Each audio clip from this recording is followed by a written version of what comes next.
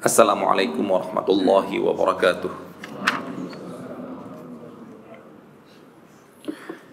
Innal hamdalillah nahmaduhu wa nasta'inuhu wa nastaghfiruh wa na'udzu billahi min shururi anfusina wa min sayyiati a'malina. May yahdihillahu fala mudilla lahu wa may yudlil fala hadiya lahu. Ashhadu an la ilaha illallah wahdahu la syarika lahu wa ashhadu anna Muhammadan 'abduhu wa rasuluh. Allahumma salli wa sallim ala abdika wa rasulika nabiyina Muhammadin wa ala alihi wa sahbihi ajma'in wa man tabi'ahum bi ihsanin ila yaumiddin. Amma ba'du. Allahumma la sahla illa ma ja'altahu sahla wa anta taj'alul husna idza syi'ta sahla. Allahumma la khaira illa khairuk wa la tayra illa tayruk wa la ilaha ghairuk. Allahumma la ya'ti bil hasanati illa anta wa la yadfa'u sayyiati illa anta wala haula wala quwwata illa bik. Allahumma arinal haqqa haqqan warzuqna ittiba'ah wa arinal batila batilan warzuqna ijtinabah wa la taj'alhu multabisan 'alaina fanadil. Allahumma ja'alna mimman yastami'ul qawla fayattabi'u ahsanah fa innaka waliyyu dzalika wal qadiru 'alaih. Ikhwati fid din wa akhwati fillah rahimani wa rahimakumullah.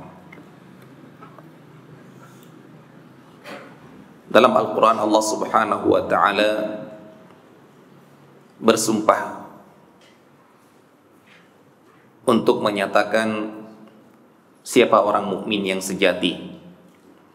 Allah subhanahu wa ta'ala berfirman dalam surat An-Nisa ayat 65, Fala wa rabbika la yu'minuna hatta yuhakkimuka fima syajara bainahum thumma la yajidu fi anfusihim harajan mimma qadaita wa yusallimu taslima. Demi Allah tidaklah mereka beriman. Allah bersumpah dengan mengatakan tidak beriman seseorang kecuali, baru dikatakan dia beriman kecuali terpenuhi dua syarat. Yang pertama, hatta yuhakkimuka fima syajara bainahum, sampai mereka ridha untuk menjadikan kamu sebagai hakim, wahai Muhammad, dalam perkara yang mereka perselisihkan.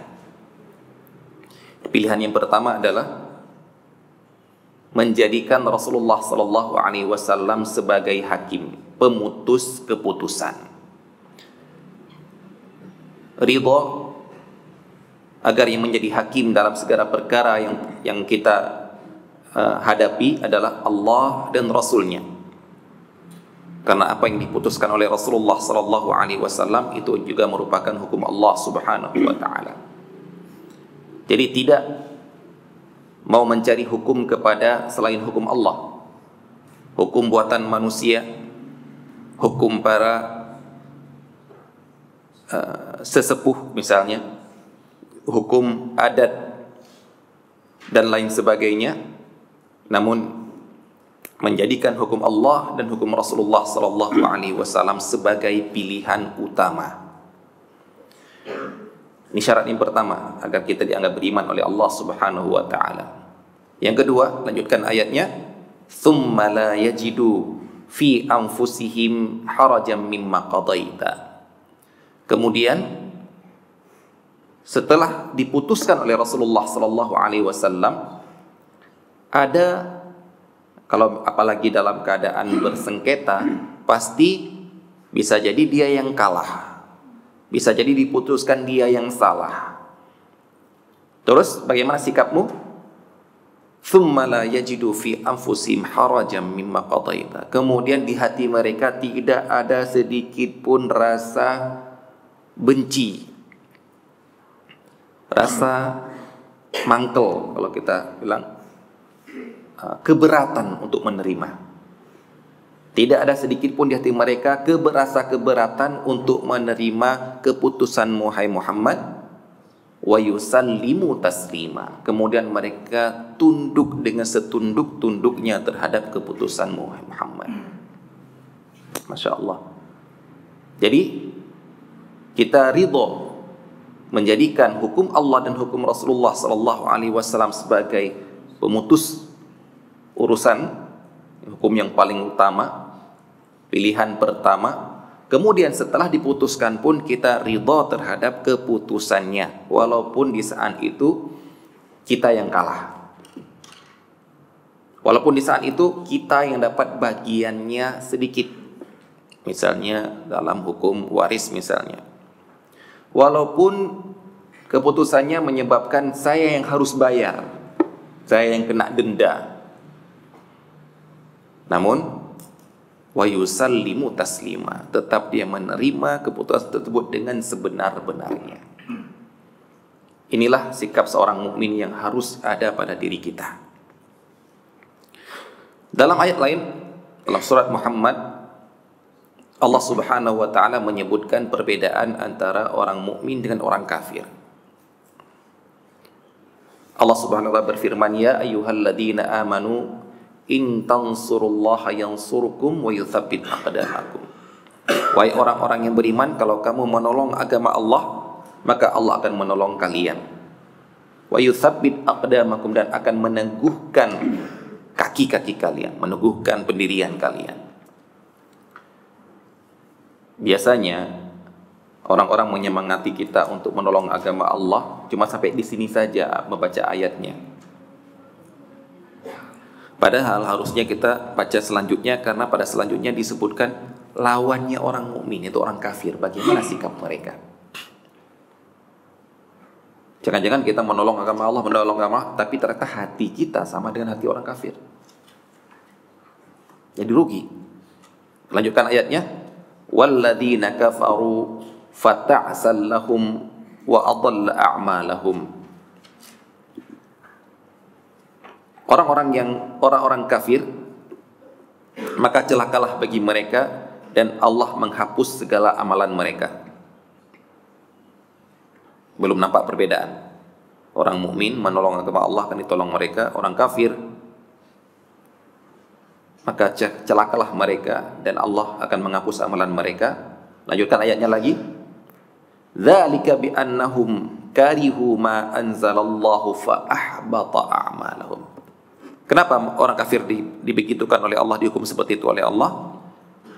Karena mereka membenci apa yang diturunkan oleh Allah Subhanahu wa taala. Karihu berarti dalam hati. Kalau tadi orang mukmin menerima dengan sebenar-benarnya, tunduk dengan setunduk-tunduknya. Sekarang orang kafir membenci apa yang diturunkan oleh Allah Subhanahu wa taala, sehingga fa ahbata a'malahum, Allah menggugurkan amalan-amalan mereka. Inilah perbedaan orang mukmin dengan orang kafir. Orang mukmin menerima hukum Allah dengan setunduk-tunduknya. Orang kafir membenci hukum Allah. Maka apabila ada orang mukmin mengaku beriman, mengaku muslim, tapi dia membenci hukum Allah, na'udzubillah min dzalik, maka sesungguhnya yang dia miliki adalah sifatnya orang kafir. Kemudian ada di antara orang-orang yang mengaku Islam, menolak hukum Allah Subhanahu wa taala dengan sebuah ucapan yang mana ucapan ini bisa dikatakan kalimatul haq yuridu bihal batil. Ada terkadang orang-orang mengucapkan kata-kata yang nampaknya benar, tapi tujuannya salah. Tujuannya adalah sebuah kesesatan yang ingin disebarkan oleh dia. Apa contohnya yang mereka katakan? Janganlah bilang-bilang ini haram. Kenapa kalian memvonis ini haram, itu haram? Halal dan haram itu adalah hak Allah. Baik, sampai ke sini kan benar. Kenapa kalian mengharam-haramkan? Halal dan haram sesuatu itu adalah hak Allah. Allah yang berhak menghalalkan dan mengharamkan, bukan kalian. Benar nggak kata-kata ini? Benar. Yang berhak menentukan ini halal dan haram adalah Allah. Bukan kita, bukan manusia, bukan ulama. Sampai ke sini benar, tapi tujuannya bukan ini mereka. Tujuannya adalah berarti kalian nggak boleh menyatakan ini halal atau haram berdasarkan apa yang kalian baca dalam Al-Quran, apa yang kalian tafsirkan dalam Al-Quran. Nah, ini yang salah. Yang kita yakini adalah yang berhak menghalalkan dan haramkan adalah Allah dan Rasulnya. Dan Allah dan Rasulnya telah menyampaikan dalam Al-Quran dan As-Sunnah. Para ulama menyampaikan kepada kita apa yang disampaikan dalam Al-Quran dan As-Sunnah. Sami'na wa ata'na. Tapi mereka ingin menolak apa yang disampaikan oleh para ulama dengan sebuah alasan yang berhak menghalalkan mengharamkan adalah Allah. Ini ucapan yang seperti ini bisa keluar dari Islam. Karena seakan-akan mengatakan, kalau dia berkeyakinan seperti ini, seakan dia mengatakan Allah tidak pernah menyampaikan kepada kita apa yang dihalalkan dan apa yang diharamkannya. Kita baru tahu apa yang diharamkan oleh Allah adalah di hari kiamat nanti ketika dihisab oleh Allah Subhanahu wa taala. Berarti kalau dia berkeyakinan seperti ini, seperti meyakini tidak perlu adanya nabi. Semua orang berhak melakukan sesuatu, memutuskan sesuatu karena hakikatnya apa yang dihalalkan oleh Allah dan Rasulnya kita belum tahu. Ini bahaya keyakinan seperti ini. Yang boleh kita yakini adalah Allah dan Rasulnya telah memutuskan halal dan haram, sudah sempurna agama ini, dan itu ada dalam Al-Quran dan As-Sunnah. Kita hanya bisa mengetahui setelah mempelajari Al-Quran dan As-Sunnah. Kalau kita tidak sanggup mempelajarinya, ada ulama yang telah menerangkan kepada kita. Apalagi ada orang yang mengatakan, janganlah menjadi Tuhan terhadap orang lain. Katanya muncul di televisi, jangan menjadi Tuhan terhadap orang lain untuk menilai orang lain itu salah ataupun benar. Itu kan hak Tuhan. Ya, itu hak Allah, tapi Allah telah menerangkan dalam Al-Quran, dalam Rasulullah telah menerangkan dalam hadis mana yang benar, mana yang salah, mana yang harus dihukum, mana yang harus dihukum pancung, mana yang harus dihukum cambuk, mana yang harus dihukum rajam, mana yang harus dihukum untuk diusir, mana yang disalahkan, mana yang dikatakan sesat. Itu telah disebutkan oleh Allah dan Rasulnya.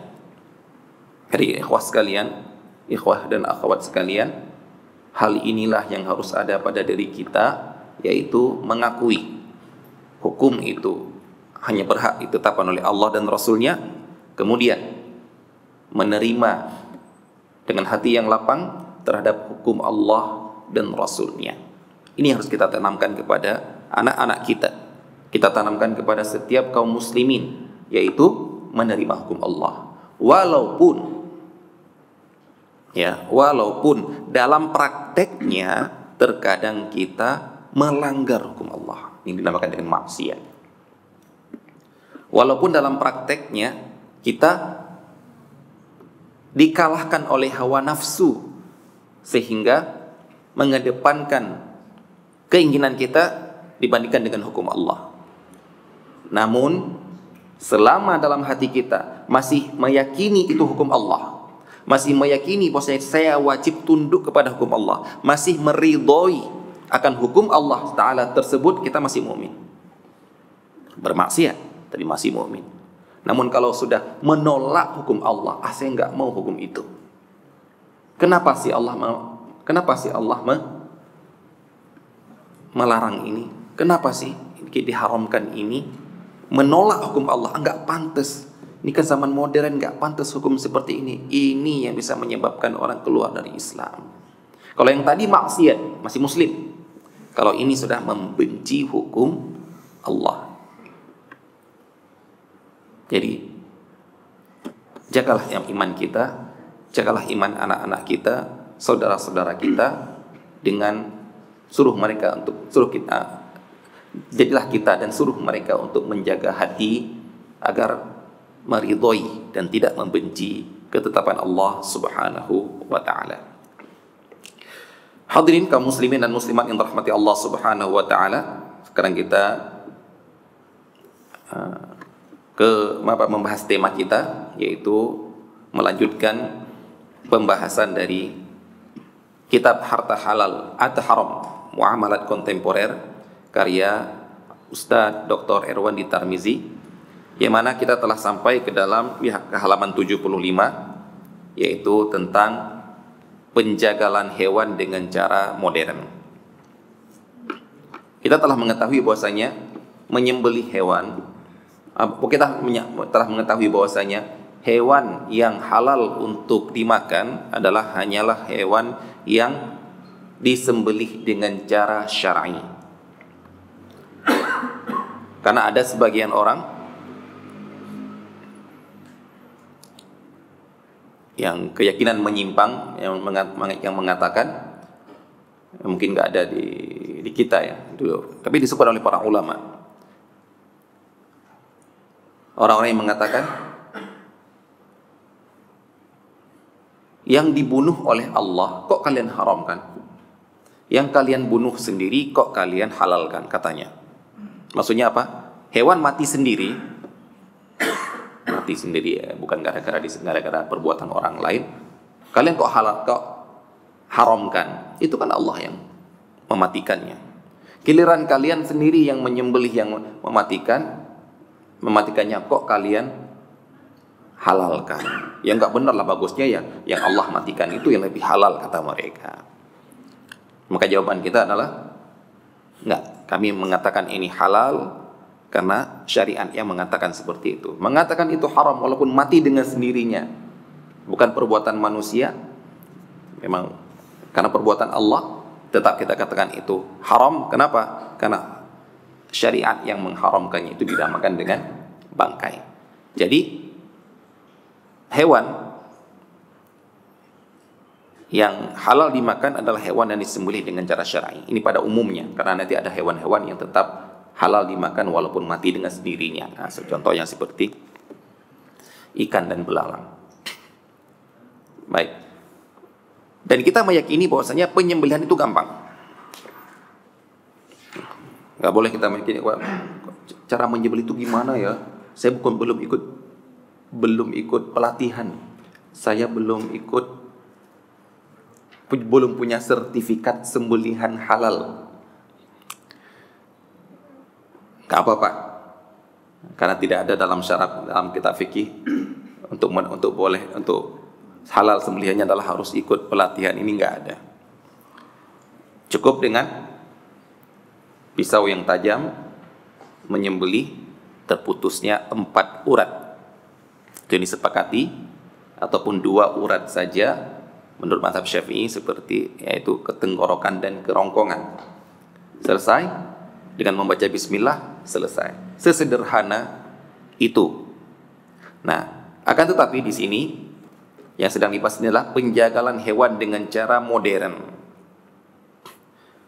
Padahal cara sederhana ini tinggal dimodifikasi ataupun tinggal memodifikasi alat agar terpenuhi seperti ini, sudah aman, sudah. Tapi dinamakan secara modern ini adalah karena ada suatu yang dikejar, yaitu apa? Cuan. The time is money, katanya.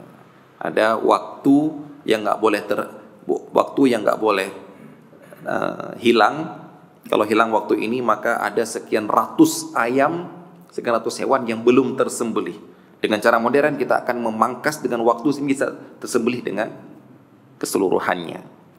Baik, nggak apa-apa. Kita mengatakan apa-apa selama penyembelihannya ini sesuai dengan syar'i, mau modern atau tidak modern tetap halal. Tapi mereka, tujuan mereka bukan ini. Tujuan mereka yang penting uangnya. Dengan cara membuat alat semodern mungkin, meminimalisir tenaga kerja manusia seminimal mungkin, untuk gajinya biar sedikit, pengeluaran untuk gaji sedikit, cukup untuk listrik mesin saja. Padahal pada asalnya yang harus menyembelih itu adalah manusia. Maksudnya apa? Ada niat. Yang mungkin telah kita bahas, yaitu menyembelih itu harus ada niat. Maksudnya kalau ada orang muter-muter pisau, muter-muter bermain-main dengan pedang misalnya, ada di belakang dia angsa, kemudian tertebas, putus, ataupun tertebas 4 urat pada lehernya, sudah sempurna penyembelihannya pada lehernya, dan dia memutar-mutar ini dengan baca Bismillah, misalnya Bismillah. Tapi dia tidak ada niat menyembelih angsa, maka angsa itu halal? Haram, karena dia tidak berniat menyembelih. Seperti orang yang latihan memanah, lewat burung kena, mati. Halal burung itu? Tidak, karena dia tidak berniat menyembelih. Nah sekarang, para orang kan, nah sekarang diganti oleh mesin. Gimana? Nah ini yang dibahas sekarang tentang penyembelihan secara modern. Katakan di awal bahwasanya semua ini diberlakukan, penyembelihan secara modern ini gara-gara kebutuhan akan daging hewan sangat besar, maka mereka perlu menggunakan alat modern. Di sini beliau mencontohkan seperti di Kanada.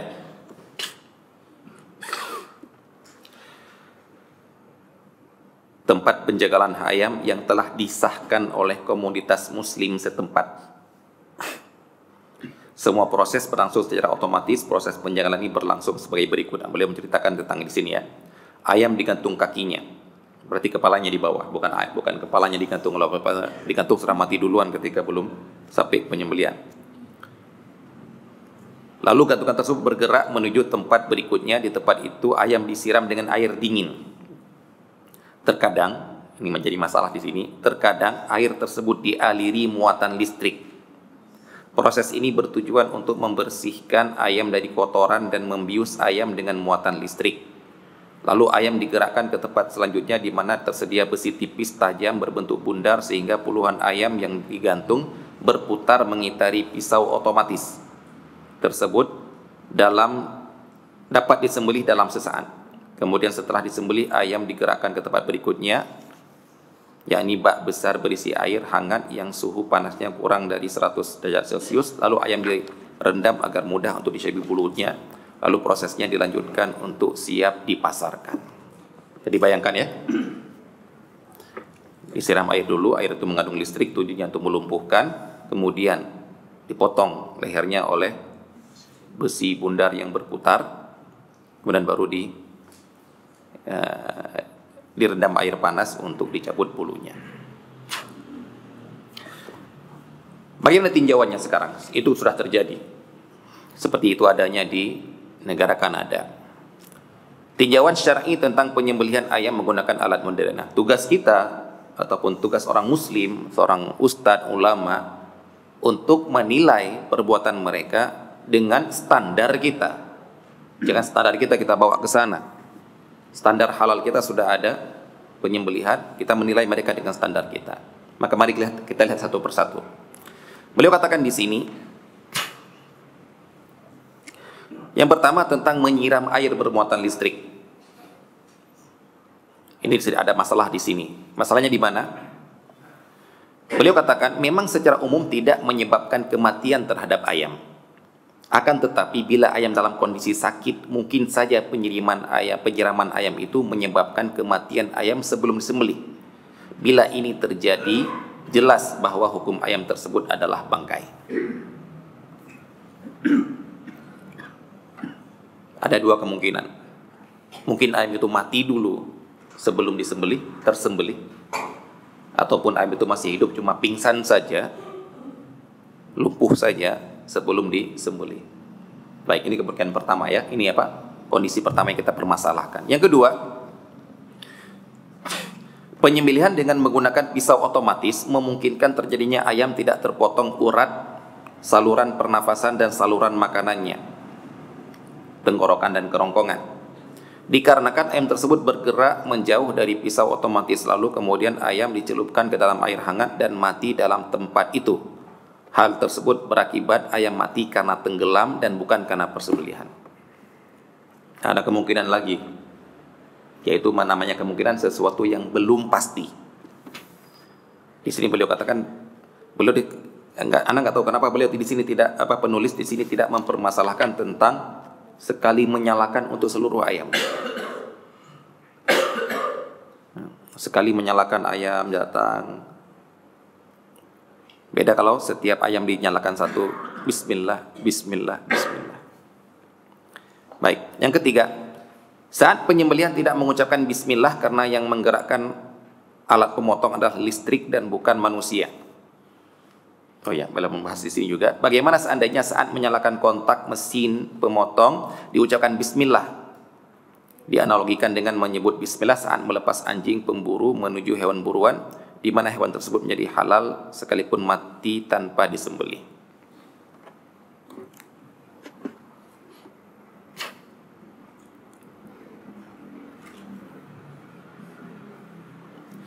Baik. Kemudian beliau mengatakan, kesimpulannya, dua kemungkinan yang telah disebutkan di atas bahwa ayam mati sebelum disembelih dan tidak terwujudnya pengucapan bismillah saat penyembelihan ayam-ayam itu, maka dapat diambil kesimpulan bahwa ayam-ayam tersebut adalah bangkai dan najis, haram dimakan dan haram untuk diperjualbelikan, serta keuntungan penjualan ayam-ayam yang dimakan olahannya menjadi haram juga. Kenapa? Kenapa jadi haram? Kan kita bilang tadi, mungkin Ustaz, mungkin tidak, mungkin ya, mungkin tidak, mungkin mati dengan wajah, dengan sembelihan, mungkin mati dengan setruman, mungkin mati ini. Nah, ini yang harus kita pahami ya ikhwah sekalian tentang kaedah yang berlaku pada hewan yang mati. Apa itu? Al-aslu fil luhumi at-tahrim atau al-haram. Pada asalnya daging itu haram untuk dimakan. Daging ya, bukan hewan. Kalau hewan masih hidup, pada asalnya hewan-hewan itu halal untuk dikonsumsi. Sampai kita tahu hewan mana yang diharamkan dalam syariat. Misalnya ya, kita ke hutan menemukan hewan spesies baru. Hewan makan rumput, tanduknya aneh, ekornya aneh. Yang enggak, kalau kita cari-cari di ensiklopedia enggak akan dapat. Boleh enggak kita makan? Halal atau tidak? Maka pada asalnya hewan itu halal untuk dimakan pada asalnya. Sampai kita tahu dalil yang mengharamkannya. Kan dia tidak bertaring, bukan binatang buas. Berarti pemakan rumput, herbivora. Berarti ini seperti kambing, seperti rusa, berarti halal dimakan. Tapi tanduknya kan ada bercabang 3, bukan urusan tanduk. Tapi ekornya kan ada ekor 9, bukan urusan ekor. QB gitu ya, bukan urusan ekor. Yang penting dia bukan termasuk hewan buas yang bertaring, yang menyerang hewan-hewan lain. Sudah berarti halal untuk dimakan. Nah, cuma untuk proses menjadikan dia daging, nah itu lagi. Ini hewan masih hidup, halal untuk dimakan. Namun untuk proses menjadikan dia daging harus dengan cara disembelih ataupun berburu secara syar'i. Nah, kalau dia sudah jadi daging, ada kaidah yang lain. Apa itu? Pada asalnya daging itu haram untuk dimakan sampai kita ketahui dengan jelas dia ini disembelih ataupun dibunuh dengan cara syar'i. Apa maksudnya? Contohnya bagaimana? Dibahas dalam fikih yaitu tentang berburu. Kemudian hewan buruan kita itu kita dapatin jatuh ke dalam air. Kita misalnya buru burung ya, burung, tembak burung, panah burung, kena. Kemudian kita cari kan, jauh kan, kita cari, begitu kita cari, sudah kedapatan di dalam air. Boleh dimakan nggak? Nah, pakai kaidah tadi. Ini sudah jadi bangkai kan? Sudah jadi mati kan? Pada asalnya haram. Sampai kita yakini ini mati gara-gara tembakan saya. Kalau saya tidak yakin, jangan-jangan. Kalau nggak yakin berarti jangan-jangan kan? Jangan-jangan mati di dalam air, kena. Tadi nggak mati dia. Begitu jatuh ke air, gluk mati gara-gara air. Berarti kalau masih jangan-jangan, ada kemungkinan, berarti kembalikan kepada asal. Asalnya haram. Sampai kamu yakin. Ya. Begitu juga tentang hewan kita panah. Kita panah hewan kijang, kita panah, kemudian dia masih lari, kemudian jatuh ke jurang. Kita dapatin, ini saya tembak, mati gara-gara tembakan saya, atau mati gara-gara jatuh dari jurang. Apa hukumnya sekarang? Haram. Karena saya tidak tahu mati gara-gara inikah atau gara-gara itukah. Kalau mati gara-gara tembakan saya, halal, karena saya dibaca bismillah, benar-benar berburu. Kalau mati gara-gara terjatuh dari jurang, haram. Ada dua kemungkinan kan? Selama ada dua kemungkinan, yaitu dinamakan dengan ragu, kembalikan kepada asal. Asalnya apa? Haram, makan daging. Nah, inilah yang dinamakan dengan al-aslu fil luhumi al-haram. Pada asalnya daging itu, hewan yang sudah mati itu haram dimakan sampai, kata-kata sampai maksudnya adalah kecuali kita yakin mati dengan penyembelihan yang syar'i. Berarti selama tidak yakin, kembalikan kepada asal. Tadi ini mati gara-gara air panas atau gara-gara itu ya, haram dimakan sudah. Pernah tahu di YouTube ya, orang nyembelih sapi, kemudian sapi itu bergerak lepas masuk ke dalam sungai. Kalau mati di sungai itu, wallahu alam, mati gara-gara sembelihan atau mati gara-gara, seperti orang juga nyembelih ayam, belum mati sudah dimasukkan ke dalam air panas. Itu mati gara-gara sembelihan kita atau mati gara-gara kelelep air panas. Selama ragu, tak boleh dimakan. Ini pada asalnya. Nah, hati-hati ini bermain dengan al-aslu, pada asalnya. Ya. Jadi di sini, ya seperti beliau katakan, ini kejadian yang di sana, di Kanada. Di Indonesia bagaimana? Wallahu a'lam. Maka perlu pihak-pihak yang berwenang untuk mengeluarkan sertifikat halal, itu Masya Allah tanggung jawabnya sangat besar ya kepada umat ya. Nah, nggak bisa membayangkan itu. Anak lebih baik ngajar fikih, menerangkan tentang syarat-syarat penyembelihan daripada anak memutuskan perusahaan ini setelah saya teliti sembelihannya halal. Kapan? Ketika dia teliti. Sedangkan produksinya besok dan seterusnya kan produksi terus. Tapi label yang Anda sebutkan kan ada terus. Benar nggak sembelihan yang besok halal? Wallahu a'lam. Tapi orang-orang makan gara-gara keputusan Anda. Berat kan?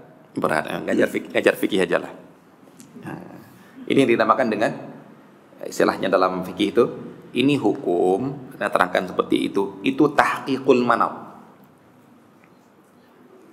Hukum dalam fikih enak kita baca, enak. Gini. Ketika kita tuju, kalau ini Ustaz, kalau itu wallahu alam, mana nggak berani mengatakan. Contohnya ya, yang paling banyak yang nanyakan pada anak itu tentang talak. Ustaz, talak 3 sekali ucap jatuh nggak? Jatuh 3 nggak? Anak dalam hal ini menolak untuk memutuskan perkara di antara kalian. Tapi kalau anak suruh mengajarkan fikih, anak ajarkan apa adanya. Yang anak rajihkan, anak sampaikan. Misalnya, talak 3 dalam satu ucapan jatuh 3 atau jatuh 1, Ustaz, ada khilaf para ulama. Yang anak rajihkan adalah jatuh 1. Tapi begitu ada kasus, Ustaz, seorang mengucapkan pada istrinya gini, Ustaz, jatuh 1, jatuh 3, Ustaz, nggak mau jawab anak. Kenapa? Karena sekarang tahqiqul manat, menerapkan hukum pada kasus tertentu. Maka Anda serahkan ini, kembalikan kepada ahlinya. Siapa? Peradilan, qadhi. Tapi itu kan paham, itu kan mengajar fikih perkawinan di kampus tadi. Ya benar, anak mengajarkan. Tapi anak nggak akan menentukan yang seperti ini. Ustaz, ketika menikah dalam keadaan hamil di luar nikah, kemudian menikah dengan pasangannya, dengan pacarnya, hamil dengan pacarnya misalnya, dan semua orang tua pasti dalam keadaan hamil, sah atau tidak Ustaz? Terangkan, khilaf para ulama terangkan dalam kitab fikih. Kemudian anak merajihkan pendapat yang mengatakan tidak sah. Tapi Ustaz, kalau ini Anda menikah Ustaz, ya anak nggak mau tahu yang sini. Ini biar urusan KUA, biar urusan peradilan, mereka mengatakan sah atau tidak itu terserah mereka. Ana sedang menerangkan hukum, tidak lagi mentahqiq. Ini namanya tahqiqul manat. Ini berat ini tanggung jawabnya ini.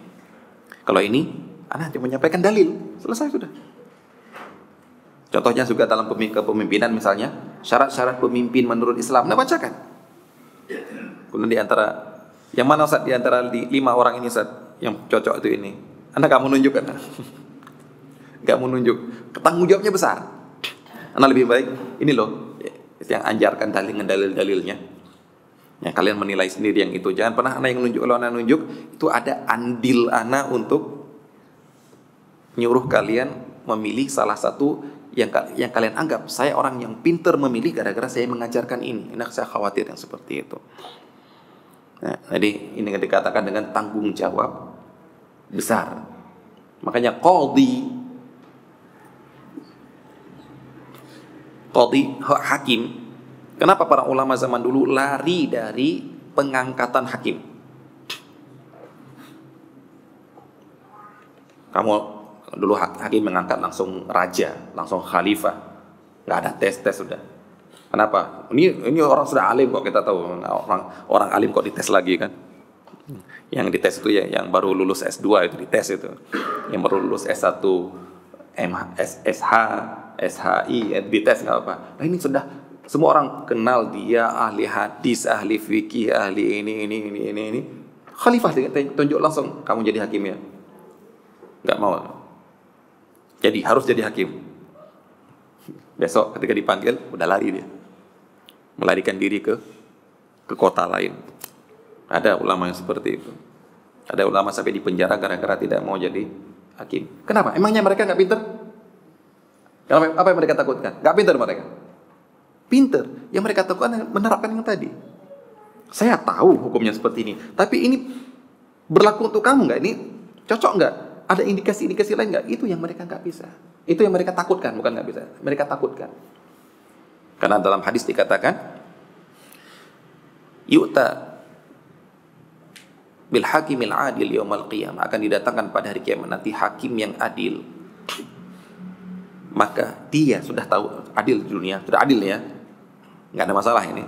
Tapi dia berangan-angan ketika hari kiamat itu, seandainya di dunia dulu dia tidak pernah memutuskan perkara antara dua orang sedang mempermasalahkan satu butir korma. Maksudnya apa?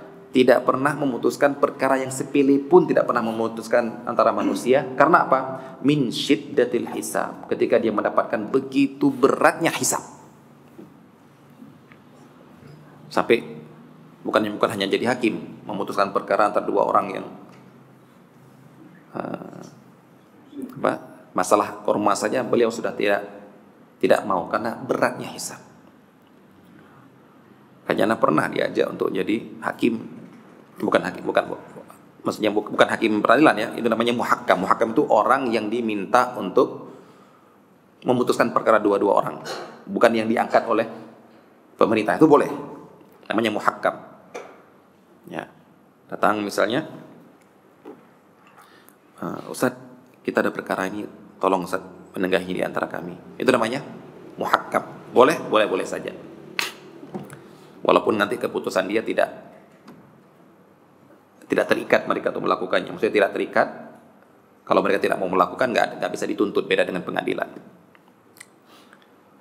Anda pernah diajak untuk satu kali ya, besok Anda tobat, Anda nggak mau lagi Anda. Dalam masalah waris.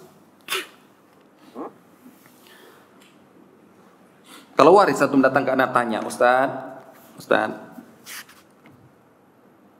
ada orang meninggal dunia, meninggalkan ini. Harta dari nenek yang dulu, Ustaz. Masih berarti ada terjadi munasakhat, cabangnya banyak sekali. Kalau itu antum kasih ke anak, insya Allah anak kerjakan. Ini hasilnya. Ternyata nggak cukup segitu. Ustaz, tapi ipar anak Ustaz nggak setuju ini Ustaz.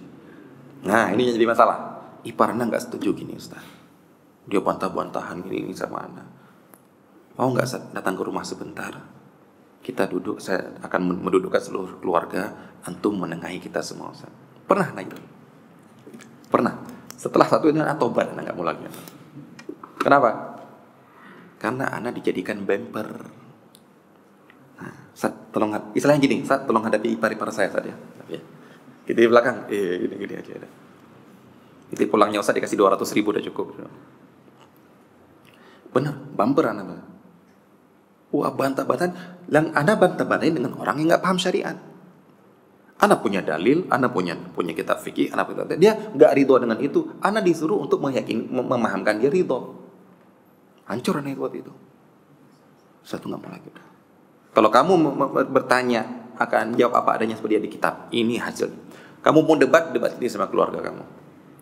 Ataupun kalau kamu nggak bisa debat dengan keluarga, sudah ditetapkan oleh negara kita pengadilan tempat berdebat waris ke sana. Mereka digaji. Anak nggak digaji untuk itu anak. Nah setelah itu ada yang mengajak lagi, anak terangkan waris, kemudian Ustaz, kalau gini-gini apa punya gini-gini. Tapi Ustaz orang keluarga nggak mau, bisa nggak Ustaz duduk nanti Ustaz sama keluarga anak kumpulkan itu?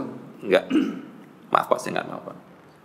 Telepon panitia, tolong ya Ustaz Yasir bisa nggak gini-gini. Panitia datang ke anak, nah duduk dulu Pak, anak terangkan Pak gini Pak. Dia bukan tanya hukum Pak, hukum sudah anak terangkan Pak. Bukan tanya hukum, tanya apa? Suruh menghadapi orang ya. Nah ini kan sedang pertikaian dua orang kan, suruh ustadznya di tengah-tengah kan? Tidak. Yang pertama ustadz tidak punya kekuatan. Beda dengan pengadilan. Pengadilan suruh diam misal, diam, tak keluar dari pengadilan bisa kan? Nah, coba anak suruh dia keluar, siapa? Saya tamu di situ. Kemudian setelah diputuskan oleh pengadilan, diputuskan rumah itu punya mereka, kamu harus keluar, sita, bisa nggak? Bisa. Datang tim sita untuk menyita. Kalau anak, bapak harus keluar dari rumah ini. Oh, anak yang dikeluarkan. Ya, jadi berat tahqiqul manat dan sebenarnya antum sudah ada jalan keluar sebenarnya. Bukan salah ustaz. Jalan keluarnya apa? Pengadilan. Jadi kalau dia bilang, oh ustaz nggak mau membantu untuk menerangkan hukum Allah. Nah mau membantu menerangkan hukum Allah. Tapi dalam masalah pertikaian, no. Ya, tidak. Ini yang harus antum pahami tentang tahqiqul manat. Tahqiqul manat menentukan hukum fikih berlaku untuk kasus-kasus tertentu. Yang itu berat.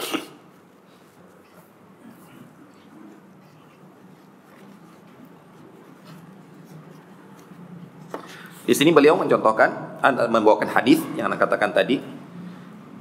Idza ramaita bisahmika fadhkur ismallah fa in wajadtahu qad qutila faqul illa an tajidahu qad waqa'a fi ma'in fala ta'kul fa innaka la tadri al ma'u qatalahu au sahmuka. Apabila engkau memanah hewan, maka ucapkanlah bismillah. Kemudian apabila kamu dapatkan dia sudah mati gara-gara panahmu, makanlah. Apabila kamu mendapatkan dia mati dalam air, maka jangan makan. Kenapa? Rasulullah mengatakan, karena kamu tidak tahu yang membuat dia mati panahmu atau air tersebut. Kemudian disampaikan oleh beliau, hadis di atas menegaskan bahwa dalam keadaan ragu, apakah hewan tersebut mati melalui proses yang dibenarkan syariat atau mati melalui proses yang diharamkan syariat, maka hewan tersebut dianggap haram. Ya, berarti sampai yakin itu halal. Yang berikutnya, kalau tadi ayam, sekarang kambing dan sapi. Dengan cara modern lagi ya. Di negara Eropa dan Amerika, hampir di seluruh tempat penjagalan sebelum disembelih hewan tersebut dibius terlebih dahulu dengan berbagai cara sehingga tidak sadar. Pertanyaan anak, kenapa sih mereka melakukan ini, Pak?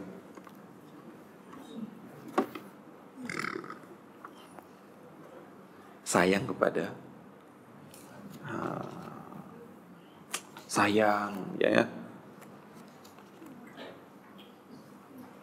lembaga ataupun komunitas pecinta hewan. Masya Allah, pecinta manusia nggak ada gitu. Manusia dibantai di Palestina nggak ada yang begitu. Hewan kalian jaga, bahkan mau disembelih pun kalian bius dahulu gitu. Baik. Di antara cara pembiusan yang dilakukan adalah yang pertama, menembakkan jarum suntik bius ke kening sapi hingga mengenai otaknya yang menyebabkan sapi tidak sadar dan jatuh terguling hingga siap disembelih. Dua, dengan meletakkan dua bilah besi di pelipis hewan, kemudian besi tersebut dialiri muatan listrik bertegangan tinggi hingga hewan tidak sadar dan jatuh ke tanah untuk siap disembelih. Yang ketiga, dengan mengurung hewan di sebuah ruangan, lalu ruangan tersebut diberi gas CO2 hingga hewan tersebut pingsan dan tidak sadar dan jatuh kemudian siap disembelih. Baik, jadi saya bayangkan ya. Tinjauan syar'i tentang cara penyembelihan dengan dibius terlebih dahulu itu, bila mana seluruh persyaratan sahnya sembelihan terpenuhi, apakah hewan yang disembelih dengan cara dibius terlebih dahulu dagingnya halal atau tidak? Pembiusan sebelum disembelih merupakan persyaratan standar di negara tersebut. Ya, ini gara-gara keinginan pecinta-cinta binatang ya. Akan tetapi benarkah dugaan tersebut atau sebaliknya, yaitu yang katanya mengurangi rasa sakit hewan? Yang jelas saat ditembak dengan suntik bius, darah mengucur dari kepala hewan. Jadi ya, karena bayangkan kalau bius itu kan benar-benar suntik bius ya, ternyata bukan, memang ditembak ke dalam kepala, tembus otaknya, dan hewan hilang kesadaran dan jantungnya berhenti berdenyut dan mengakibkan darah tidak mengalir darah saat disembelih.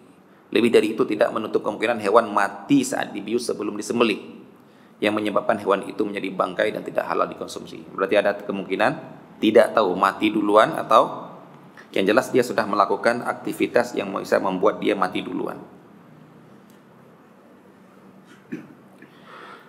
Oleh karena itu, Majma' Fikih Islami mengeluarkan keputusan yang tentang batas pembiusan yang dibolehkan.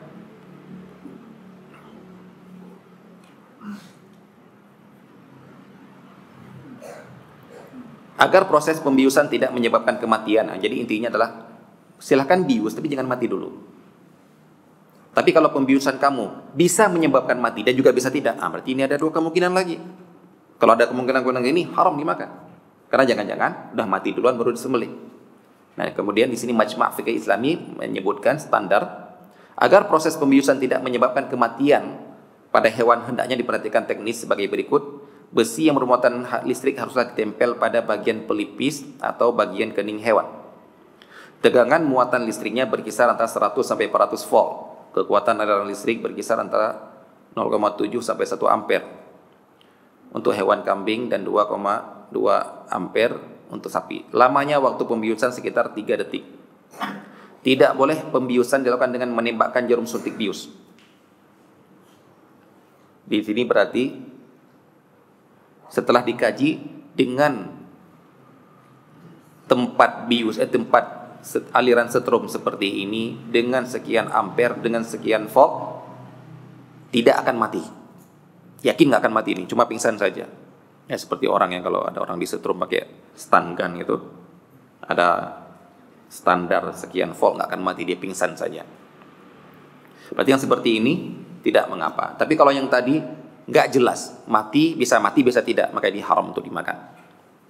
Kemudian dikatakan di sini untuk pembiusan lewat tembakan haram, tak boleh, karena bisa kemungkinan besar dia mati dengan ditembak. Untuk hewan ayam tidak boleh sama sekali dibius langsung dengan besi yang dari muatan listrik, karena dari hasil penelitian pembiusan hewan dengan menggunakan muatan listrik terhadap ayam, besar kemungkinan ayam itu mati sebelum disembelih. Baik. Ini dibahas oleh para ulama karena ya di negara sana orang muslim yang bertanya pasti. Sedangkan yang punya pabrik-pabrik itu, perusahaan-perusahaan itu ya orang-orang kafir, karena yang paling banyak mengkonsumsi daging-daging ini di negara Eropa dan Amerika ya orang-orang kafir. Maka Majma' Fikih Islami menanggapi pertanyaan mereka kemudian menyatakan standarnya seperti ini. Adapun di negara kita alhamdulillah nggak sampai seperti ini ya. Nah, kita bisa menyembelih sendiri. Apakah mereka di sana boleh menyembelih sendiri atau tidak? Wallahu alam. Apakah ada undang-undang di negara mereka tidak boleh menyembelih kambing sendiri? Wallahu alam. Yang jelas ada sebuah pondok pesantren di Bondowoso. Itu kalau menerima akikoh, kambing akikoh bisa ratusan tiap bulan. Bisa ratusan. Tanya dari mana? Nggak usah sebut negaranya, dari negara ini, dari negara ini. Kenapa? Karena mereka nggak boleh nyembelih sana. Jadi kalau ada kami nyembelih sendiri itu ketahuan nggak boleh. Akhirnya yang ada apa? Ngirim duit ke Indonesia, disembelih di sana sebagai akikoh anaknya di negara mereka. Kurban juga gitu. Ya Allah alam, apakah di semua negara Eropa, Afrika, Eropa dan Amerika seperti itu? Allah alam. Yang jelas ada. Ya. Adapun di negara kita, alhamdulillah kita bisa menyembelih sesuka. Kita beli ayam hidup, bisa kita sembelih. Beli ayam yang sudah siap sembelih pun kita yakin orang itu. Orang-orang yang menyembelihnya itulah orang-orang yang tahu hukum syar'i tentang penyembelihan. Selanjutnya, anggota hewan yang dipotong saat hewan masih hidup.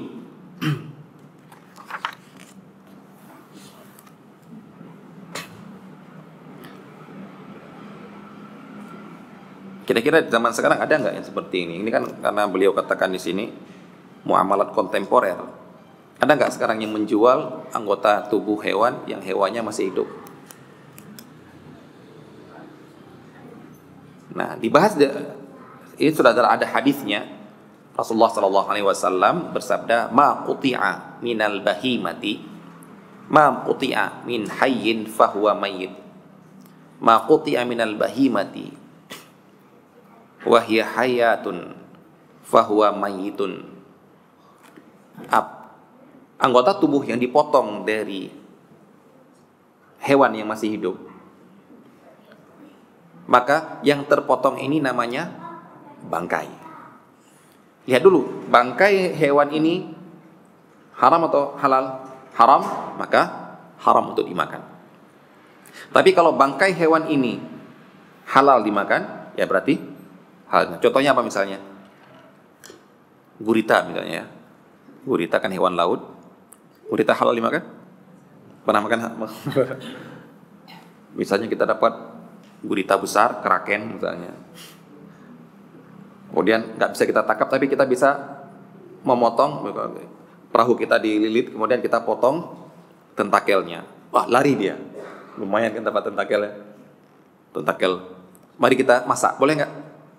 Kenapa boleh? Ini kan bangkai. Hadisnya kan ini bangkai. Benar, ini bangkai. Tapi bangkai hewan laut, bangkai ikan halal dimakan. Mari kita makan. Hiu. Ini anak nggak mengatakan tentang boleh melakukan ini atau tidak ya. Jadi ada pelanggaran ya, ada penyiksaan. Yaitu kita ambil sirip hiu. Hiu kita ambil sirip untuk kita lepas lagi. Siripnya yang katanya jadi obat. Ini bangkai karena hewannya belum mati. Ini bangkai. Tapi bangkai ikan halal. Berarti ini halal. Seperti itu ya. Konsepnya seperti itu ya. Nah, berarti kalau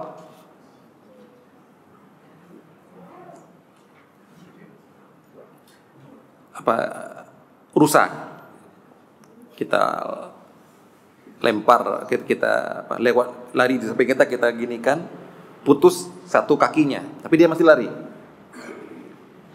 nggak mati, dia lari, kakinya ketinggalan di sini, lumayan untuk kaki rusa, boleh atau tidak? Kenapa? Ini bangkai, dan bangkai rusa haram, jadi standarnya seperti itu. Nah, kalau zaman dulu di masa zaman Rasulullah Sallallahu Alaihi Wasallam yang dipotong karena kalau menyembelih semuanya nanti rugi.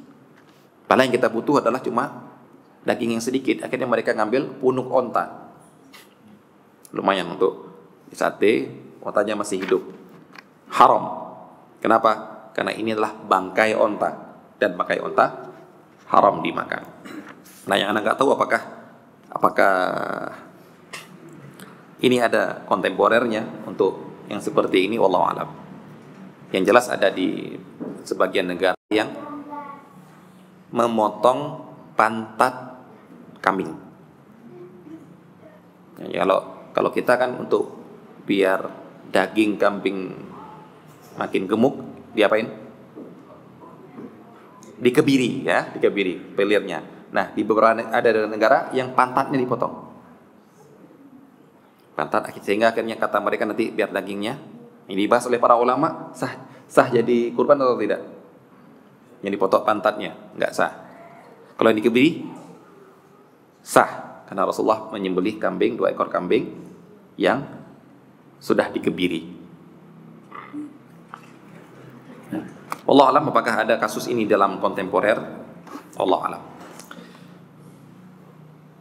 Yang berikutnya yang beliau bahas di sini adalah hukum jual beli organ tubuh manusia. Beliau memberikan judul apa dulu? Jual belinya ya, bukan masalah transplantasinya. Beliau katakan di sini, berdasarkan hadis tadi tentang yang barang yang dipotong adalah bangkai, maka pada saat ginjal diambil dari orang yang menjualnya, ginjal tersebut telah berubah hukumnya menjadi bangkai, dan bangkai tidak sah diperjualbelikan. Karena di antara syarat sah jual beli adalah objek diperjualbelikan harus dia suci, dan bangkai adalah najis tidak suci. Untuk dalam hal ini ana mungkin kurang setuju, karena kita yang yakini adalah bangkai manusia itu suci. Ya kan? Bangkai manusia itu suci.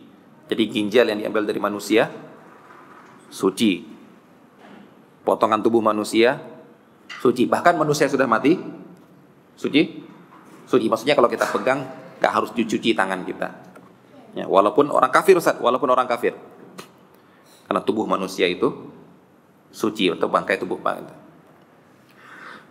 Tapi kata beliau, jadi kata-kata beliau sini bahwasanya ginjal itu nggak sah jual belikan gara-gara bangkai, dan bangkai itu najis, itu kurang setuju di sini. Nanti alasan nggak boleh jual belikan ada sendiri nanti, bukan gara-gara dia tidak suci. Tapi perlu diingat bahwa kata beliau, kata penulis, pada saat ginjal itu dicangkokkan kepada pembeli, ginjal itu berfungsi kembali. Apakah dengan demikian jual belinya sah dan ginjal itu bukan lagi bangkai yang dicangkokkan, akan tetapi sudah berubah menjadi ginjal yang suci kembali? Maksudnya diambil dari orang bangkai, dipasang, aktif kembali. Seakan-akan, wah ini dari bangkai menjadi hidup kembali. Maka beliau di sini membawakan perkataan Ibnu Abidin, seorang mazhab ulama Hanafi, mengatakan jika anggota tubuh yang telah dipotong tersebut ditempelkan kembali dan berfungsi seperti semula, ini anggota tubuh pribadi sendiri. Ya, mungkin di zaman dulu belum sampai terbayangkan ginjal, jantung, hati belum, tapi tangan terpotong tangan. Kemudian datang ke dokter dipasangkan kembali. Masalah bisa atau tidak itu urusan dokter itu. Kita ngomong masalah hukum-hukum fikihnya. Kemudian berfungsi seperti semula, berarti anggota tersebut kembali dialiri kehidupan dan tidak dapat dikatakan dilepas dari yang hidup.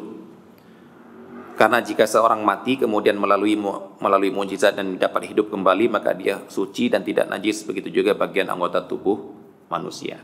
Jadi di sini kembali lagi yang mengatakan tubuh manusia kalau dipotong jadi bangkai. Ini dan bangkai najis, ini yang anak tidak setuju. Karena anggota tubuh manusia itu bukan bangkai, nggak apa-apa, tapi bangkai manusia suci. Ini bukan berarti boleh hukumnya jual beli organ tubuh manusia, karena ada larangan lain tentang menjual organ tubuh. Nah ini, berarti Ustaz kalau memang suci boleh dijual ginjal. Kalau antum tadi mengatakan suci Ustaz, atau setelah dipasang bisa hidup kembali, berarti bukan bangkai lagi. Berarti boleh dijual ginjal, boleh menjual hati, boleh menjual anggota kornea dan lain sebagainya? Jawabannya tidak boleh menjual anggota tubuh. Alasannya apa? Organ tubuh bukanlah milik seseorang. Nah, cara jual beli apa? Menjual barang milik sendiri, ataupun menjadi wakil pemilik dari pemilik orang lain. Nah, sekarang anggota tubuh, mata saya ini punya siapa? Jantung saya punya siapa? Ginjal saya punya siapa? Bukan punya saya, tapi punya Allah Subhanahu wa ta'ala. Kita cuma punya hak pakai. Buktinya adalah bunuh diri haram. Gak boleh orang berdalil, ini kan tubuh saya, kamu jangan ganggu-ganggu, kamu jangan larang-larang saya. Nggak, apa ruginya kamu kalau saya bunuh diri? Itu seperti orang yang mengatakan, apa ruginya kamu kalau saya bermaksiat? Apa ruginya kamu kalau saya minum minuman keras? Kalau mencuri mungkin ada yang rugi. Ini narkoba kan badan saya sendiri yang rugi. Kenapa kamu larang-larang? Jawabannya adalah, saya melarang kamu karena kamu melanggar perintah Allah. Begitu juga orang yang mau bunuh diri, kita larang, apa yang rugi kita? Kita nggak rugi emang. Ya. Namun kita sedang melarang dia melanggar syariat Allah, yaitu bunuh diri. Dan dia bukan sedang membunuh miliknya. Beda dengan dia menyembelih kambingnya sendiri. Kalau kita larang itu ya benar. Ngapain larang punya kambing-kambing sendiri? Tapi itu paling mahal. Kenapa nggak kamu sembelih yang murah-murah saja? Itu terserah saya. Dasar orang miskin. Protes-protes perbuatan orang kaya misalnya. Tapi kalau giliran tubuh, itu bukan milik dia. Makanya haram bunuh diri. Akan tetapi tubuh itu adalah milik Allah. Haram hukumnya menjual barang yang bukan miliknya, serta menjual organ termasuk merendahkan martabat manusia padahal Allah telah memuliakannya. Oleh karena itu para ulama kontemporer sepakat bahwa haram hukumnya menjual organ tubuh. Ya. Ini di luar masalah dia najis atau tidak, suci atau tidak bangkai bagian tubuh manusia, namun tidak boleh diperjualbelikan karena tidak dimiliki. Akan tetapi beliau katakan di sini boleh mendermakan organ tubuh kepada orang yang membutuhkannya tanpa mengambil imbalan, dengan syarat si penderma tidak menjadi celaka dengan diambilnya organ tersebut. Ya ini ya, jangan sampai dalam hal ini mencelakakan diri kita demi menyelamatkan orang lain dengan cara mendonorkan anggota tubuh yang kalau kita donorkan berapa hari lagi kita mati, nggak boleh. Tapi kalau sesuatu yang kita donorkan kita tetap akan sehat-sehat saja, dia selamat, itu tidak mengapa. Contohnya seperti mendonorkan darah. Donor darah kenapa menyehatkan? Percaya nggak? Mendonor darah itu menyehatkan. Rutin. Anak tahu berapa bulan 2 bulan sekali atau siapa yang rutin? 3 bulan sekali ya, 100 hari ya. Kenapa menyehatkan? Karena membantu hati dalam perombakan darah. Darah kita ini darah kita ini bukan darah sejak lahir enggak. Merombak terus, itu dah selnya hancur digantikan dengan sel yang lain. Di mana dirombak? Di hati. Makanya daripada dihancurkan, didonorkan ke orang lain. Makanya rutin bekam, sehat atau tidak? Sehat, karena mengeluarkan darah. Nah ini dikeluarkan darah daripada dibuang, ya kita donorkan ke orang lain. Nah boleh nggak mengambil upah? Pak, setiap liter sekian Pak ya. Boleh nggak? Kalau sudah dikasih uang, kalau kita bangga sama orang, ini uang hasil darah sendiri gitu ya. Kalau biasanya uang hasil keringat sendiri, ini beda nih. Uang hasil darah sendiri. Apa hukumnya? Nggak boleh. Tapi biasanya yang mendonor darah itu dikasih apa? Dikasih bubur kacang hijau, dikasih sangobion ya gitu. Ya, itu cuma untuk ya menyegarkan badan dia yang telah didonorkan gitu. Yang jelas tidak boleh dijual ya. Nah. Dan diyakini bahwa proses pencangkokan berhasil. Jangan sudah diambil dari orang ini, masukkan nggak berhasil, udah terlanjur dikeluarkan, rugi. Maka proses operasi itu benar-benar harus diteliti oleh dokter. Ini kemungkinan besar berhasil. Bila dua persyaratan ini tidak terpenuhi, maka tetap haram hukumnya mendermakan organ tubuh. Ya, apa itu? Orang yang mendonorkan selamat dan pendonoran berhasil. Ini bisa diyakini seperti ini, silakan. Ini yang dikeluarkan oleh Majma' Fikih Islami tentang bolehnya memindahkan organ tubuh seorang manusia ke manusia lainnya. Ini walaupun ada ulama yang tetap melarang. Ketika beliau ditanya seperti Syekh Utsaimin, kata beliau tanya tentang donor organ, beliau menjawab, tanyakan itu kepada yang membolehkannya. Nah, tapi kalau donor darah boleh. Beliau kenapa? Darah itu terus berlanjut terus. Tidak ada yang hilang dari tubuhnya ketika diambil. Namun kalau seperti hati, jantung, kornea, kalau diambil ada yang hilang dari tubuhnya. Wallahu a'lam. Kalau anak pribadi lebih cenderung yang kayak ini. Itu tidak boleh mendonorkan anggota tubuh. Wallahu a'lam. Namun di sini beliau ada pendapat yang lain. Majma' Fikih Islami, konferensi fikih Islami tingkat internasional, mereka bolehkan untuk menyumbangkan donor anggota tubuh dengan dua syarat tadi.